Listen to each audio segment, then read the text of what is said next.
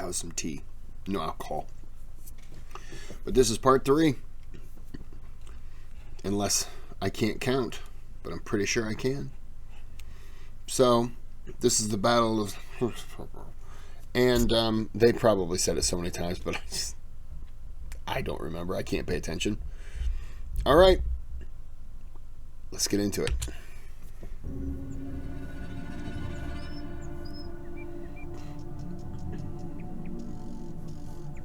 It is worth mentioning that during the final Allied War Council, the Archduke had suggested that the Christian army would likely have been able to defeat the Ottomans simply by keeping them occupied for a few more days, rather than seek a decisive engagement, believing that the Sultan's host would likely disintegrate on its own. The Austrian Archduke's assessment proved to be correct, as during the same night, the Ottoman leadership realized that they would have to seek a decisive engagement the following day, as their army was exhausted and running low on provisions. However, instead of allowing their troops to rest for the night, the Ottoman commanders instead agreed to attempt a night crossing. Utilizing the smaller fording points found by the Tatars further south, the army spent the entire night and early morning of October 25th and 26th, crossing in small groups and moving into position. Although the Christian army was surprised by the early Ottoman crossing, they were not necessarily caught unprepared. Upon seeing the Ottoman positions, the Allied command made a sudden change in their battle plans, deciding that the army would under no circumstances cross the stream to pursue the Ottomans, thereby eliminating the need for a second battle group.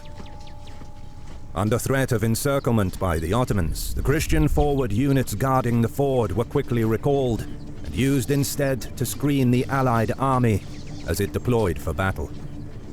The Christian artillery once again proved its worth, as their volleys managed to halt the Ottoman advance altogether. The exact deployment of the Christian army is somewhat unclear and is still debated. An unknown number of cannons were placed on the flanks in front of the main battle line, with both batteries being assigned around 500 infantry each.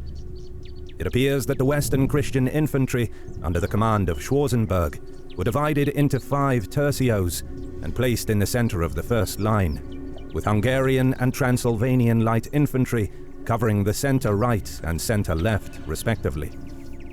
Placed in between the tercios was a portion of the Transylvanian Hussars, commanded by Sigismund Bathory.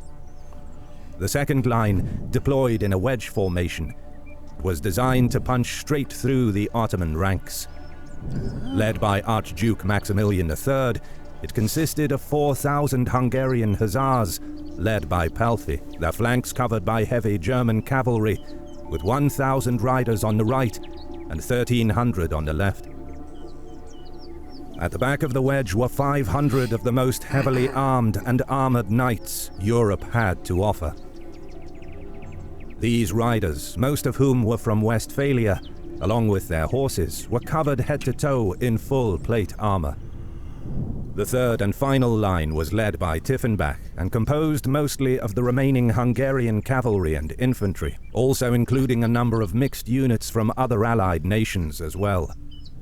Around 10,000 troops stayed behind to guard the camp. The deployment of the Ottoman army is also unclear, although we do know that a crescent-shaped formation was adopted. It seems that 24,000 cavalry led by Ibrahim Pasha were placed in the center, with artillery batteries on either side placed in intervals, totaling 109 cannons. In between each interval was a unit of around 2,000 janissaries who stood in squares, as the narrow terrain prevented them from forming a proper battle line. The left and right flanks were occupied by the Anatolian and Rumelian armies respectively. In front of the flanks were the irregular cavalry units, with the Tatars on the front right wing. On the other side of the stream, facing northeast, stood the Sultan with the rest of his Janissary infantry, flanked by cavalry on either side and a few artillery pieces to their front. Additionally, a large contingent of cavalry had been sent to the northern passage, with orders to wait for an opportune moment and attempt to strike the Christian army from the rear. The battle eventually began, with the Christian first line pushing forward under the cover of artillery fire. The flanks of the first line charged ahead and engaged the Ottomans opposite them. However, the Christian right flank, who had enjoyed some initial success, pushed too far and found themselves pressed on two sides as a unit of Janissaries from the Sultan's contingent crossed the stream and joined the fight. Seeing this, Albert Karai, who was positioned on the left flank, renewed his attack, managing to rout the Tatar cavalry in front of him. However, rather than pushing their advantage, the contingent of Sikli guardsmen under his command took to looting the corpses of their enemies. This prompted the routing. There's a battle going on, man! You can loot after you're done. Tatar cavalry to turn back and charge the unsuspecting infantry. Some units of Tatars attempted to swing around the Christian flank and encircle the infantry in the first line. However, Tiefenbach managed to counter this movement with his own cavalry from the third battle line, eventually routing the Tatars. Oh, come on. Oh, this is the commercial.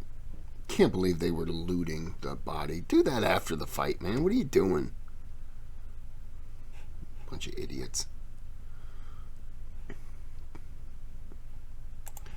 There's a whole battle going on. No, I want that guy's necklace. I want his Rolex. The Ottomans positioned at the northern passage now also commenced their attack, although were unable to break through the Christian defenses. Wow, really? With both its flanks in danger of being routed, the slow-moving tercios of the first line finally arrived. The Ottoman cavalry opposing them could do little to stop the wall of pikes as they edged forward slowly. Using these moving fortresses as cover, the Hungarian and Transylvanian horsemen of the first line launched lightning strikes against the Ottoman units. The Ottomans were seemingly helpless in the face of the highly trained European army, who, despite being outnumbered on the battlefield, utilized their local superiority to deadly effect. Whenever the Ottoman cavalry threatened to overwhelm the Christian riders, the Hussars would quickly withdraw back through the gaps and behind the protection of their infantry. If the Ottoman cavalry withdrew too far away from the tercios, the Christian artillery would target them, and if they came too close, they exposed themselves to both rifle fire and the sudden charges of the Christian cavalry. Unable to endure such abuse, the Ottoman cavalry under Ibrahim Pasha were eventually routed. The Christian center continued to push forward, defeating the remaining Janissary units and capturing all 109 of the Ottoman cannons. Sigismund Bathory then ordered his cavalry to aid the flanks, attacking the Ottomans from the side. Leading some cavalry from the third line, Tiefenbach also came to the aid of the Christian left flank.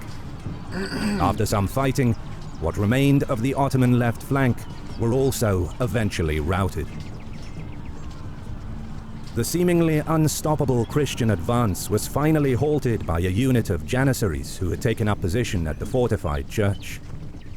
The Christian infantry repeatedly attempted to storm the Ottoman positions, but each time were repelled by the Janissaries.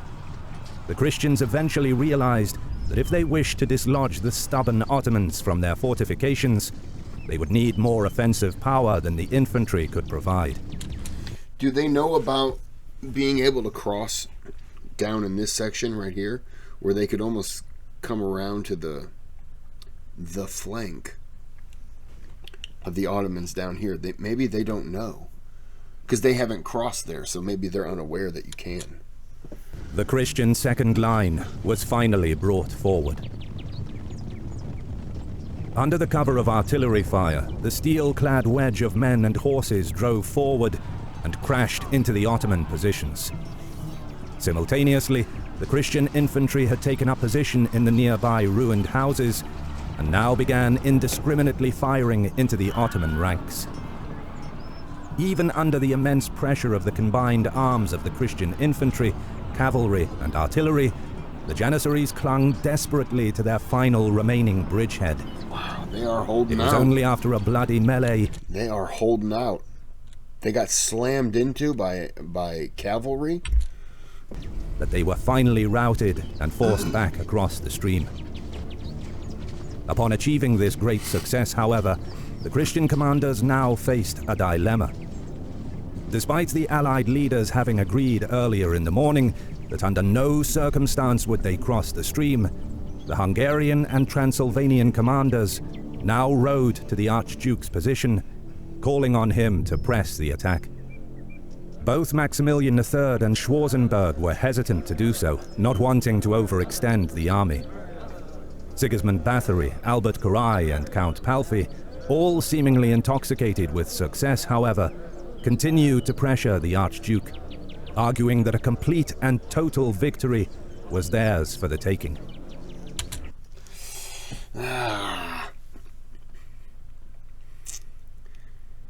You've had 3 days of fighting. You've had 3... The second day you could call a draw. This was definitely a win. Day 1 was a win. All 3 of them in common were they had the ground and they stuck to it. They refused to cross. They refused to extend themselves beyond what made their battles successful. I don't know if I'm okay with them crossing there. I want to say they should stay put for the night, prepare for the battle of what could happen, and there's a real possibility that the Ottoman might just take off. But if you cross, you have to think they're known for doing this. They're known for luring you. Now, maybe the Ottoman just are not having a good fight, but they're known for luring you in. Crossing that bridge, man, you can only cross so many people at a time. And how do you know that this isn't a ruse? And I understand they've lost people. You would hope that they're not sacrificing for that. But how do you know? I would say stay where you are. Don't fall into... It may not be a trap, but why risk it? Don't fall into that potential trap. You're doing good. You've won 2 out of 3 days. You won, draw 1. They can't knock you out of your spot. Like, don't do it. Don't do it. It was also around this time that the Archduke received an incorrect report that the Sultan had already abandoned his army. With this news, Maximilian III finally relented and agreed to chase the enemy across the stream. Oh no. The initial Christian attempts to cross were met with stiff Ottoman resistance, the attacks of the German and Transylvanian infantrymen being repulsed multiple times. The Christian artillery was eventually brought forward, and under the cover of cannon and rifle fire, the army was finally able to force its way across. Damn. The Allied commanders attempted to reform the army into their previous 3-line battle formation. However, this was an incredibly difficult task to accomplish, as not only would the line now have to be rotated a full 90 degrees, but there was also only enough room for 2 lines. Worst of all, the crossing had not been completed in any organized manner, with the troops of different units being hopelessly intermingled.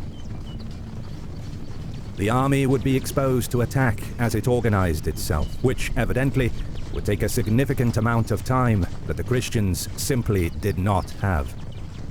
Ibrahim Pasha, having managed to rally a portion of his forces near the northeastern end of the Ottoman camp, saw that the Christian army was in disarray. The Grand Vizier hurriedly ordered his contingent to charge the assembling Christian lines. Lucky for the Christians, however, the Archduke had already managed to reform his cavalry wedge and quickly moved to intercept the incoming Ottoman charge. In the ensuing clash, the more heavily armed and armored European cavalry emerged victorious, the impact of their charge scattering the Ottoman cavalry in all directions. Ibrahim Pasha himself was pushed back to the very walls of the Ottoman camp. Meanwhile, it seems that the other Allied commanders either realized that it would be impossible to organize their troops in a reasonable amount of time, or that they lost control of the troops, who believed that the battle had already been won and were eager for a chance to plunder the Ottoman camp. As they approached the camp, the Christian units were still able to form some semblance of a battle line, albeit extremely disorganized. Their advance was met by around 4,000 Janissaries who had fortified themselves along the eastern entrance of the Ottoman camp and were supported by 4 cannons. Heavily outnumbered, however, this unit was overwhelmed by the charge of the Christian first line of infantry.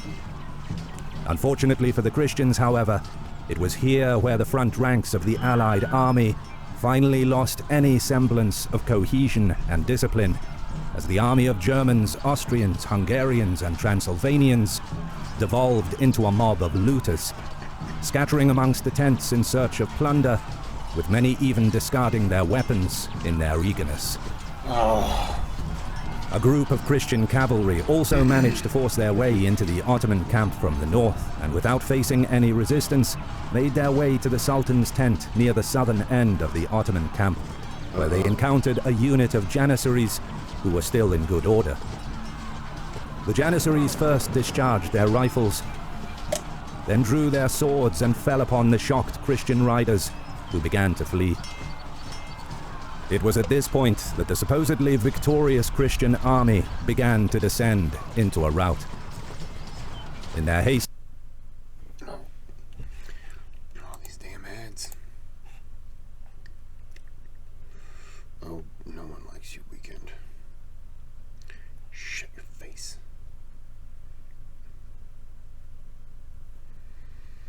Oh, come on.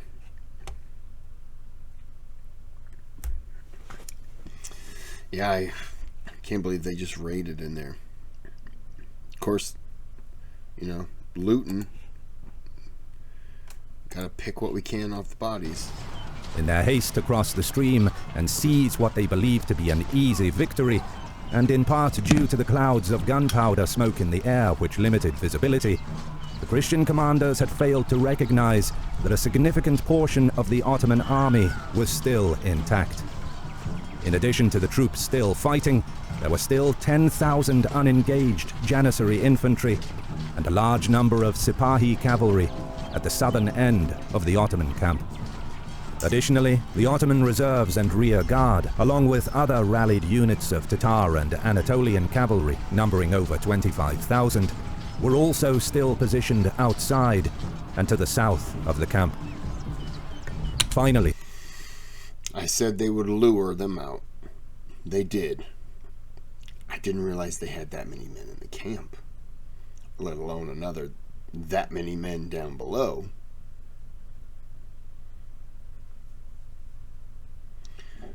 Once they crossed, the Christians crossed, it wasn't about the fighting anymore. It was about the looting. It was about taking whatever you could. They were so disciplined for three of the battles, and they just turned stupid, and that's all it takes. All it takes is one time, one battle to change everything. the units that had been sent to assault the northern passage earlier in the battle had also been recalled and were now within sight of the Ottoman camp. The Sultan, who had at first considered fleeing, was persuaded by one of his advisors to remain with the army and continue fighting. Mehmed III finally took charge, and under his leadership, the remaining fresh units of Janissaries and Sipahi cavalry launched a counterattack. The Sultan also called upon every able-bodied servant and camp follower to take up arms and aid his troops in driving out the Christians from the Ottoman camp. To all those that obeyed, he promised to grant the rank and salary of Sipahi. The now revitalized Ottoman forces quickly began overwhelming the scattered and sometimes unarmed Christian troops, who were in no position to put up any real resistance. Simultaneously, the Ottoman units outside the camp also commenced their attack from both the north and the south. It is worth mentioning that while these attacks occurred nearly at the same time, it appears that this was purely by chance and was not necessarily the result of any planning or coordination between the Ottoman commanders. As the fleeing Christian It's what they call dumb luck. infantry began emerging from the Ottoman camp, they ran into their own horsemen, who up to this point were still in battle order and were engaged with the returning Ottoman units. The sight of the panicked infantry sowed confusion amongst the Allied cavalry units. As more and more panicked infantry began spilling out of the camp, the Christian riders became unnerved, and soon an unstoppable wave of hysteria swept over the entire Allied army. Wow. A few hundred hussars suddenly broke formation and began to flee, then a few flags of German riders, and within moments, nearly the entire Christian army had routed. I always go back to it, Band of Brothers.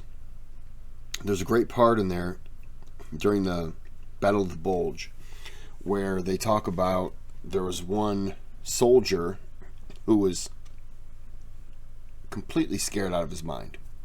And he was trying to dig in the frozen ground with no shovel, no gloves. He was using his fingers trying to dig in frozen ground.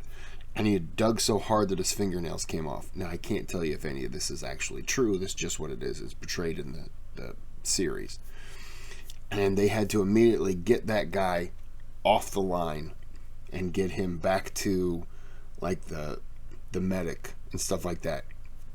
Get him out of here. Not because of him being scared, but because fear in a situation like this spreads like wildfire mentally to everyone else. If they see you scared, they're already little butterflies, but if they see you running away and you're scared, they're looking that way. What's coming? What is it? And then they're not going to stick around to find out. They're running. And then people start seeing everyone running one direction, and they're like, what do they know that I don't know? They're gone too. Fear spreads so fast. And if they came running out of there, knowing what was in there, and they're looking back and they're, what are you doing? What are you doing? That's all it took. The Archduke, along with a Fear is so devastating. bodyguard of 300 riders, attempted to stem the mass rout, only to be brushed aside by the sea of panic-stricken troops. Seeing that his efforts were futile, Maximilian III withdrew to the ford, and there again haplessly attempted to rally the army. The only resistance the Ottomans faced as they began running down the Christians was from the contingent of a German prince, Bernard of Anhalt, who unsuccessfully tried to stop the pursuing Ottoman cavalry with 200 Saxon knights. Maximilian III, who by now had accepted that the battle was lost, also attempted to cover the retreating army with the Christian artillery. However, after firing 2 volleys, the artillery crews also abandoned their positions. Many Allied troops were slaughtered by the Ottomans as they attempted to cross the narrow ford, some even drowning as they climbed over one another in desperation. A Transylvanian officer recounts that bodies were piled so high in some places along the stream that one could cross without ever having touched either mud or water. The only saving grace for the Christian army, however, was that the Ottomans, who were likely too exhausted to continue the pursuit, chased the Christian troops only to the edge of the stream. Even with this disastrous rout, modern historians believe that had there been any commander to do so, it would have been possible to rally and reorganize the Allied army within the protection of the fortified Christian camp.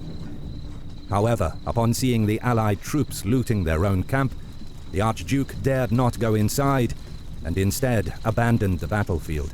The only commander to actually have returned to the camp was Count Palfy. However, by the time he arrived at around midnight, the army had already all but disintegrated. Ow. Realizing this, the remaining Christian troops admitted defeat, silently gathered their belongings, and returned home. On the Ottoman side, the Sultan at first struggled to regain control of his scattered army, only managing to do so a day after the last of the Christian forces had withdrawn.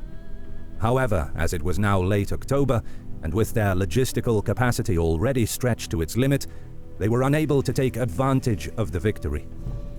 Large amounts of equipment and material was left behind on the battlefield, as the Ottomans were unable to take much with them as they returned home, the rest having been abandoned by the Christians in their haste. The Battle of Keresztes proved to be the Ottomans' last great victory in Central Europe. Having failed to achieve any significant change in the status quo of the region, it seems that the tens of thousands of casualties suffered on both sides were ultimately for nothing. Thank you so much for watching. If you That was good. Man, that's all it took. They should have never crossed that river.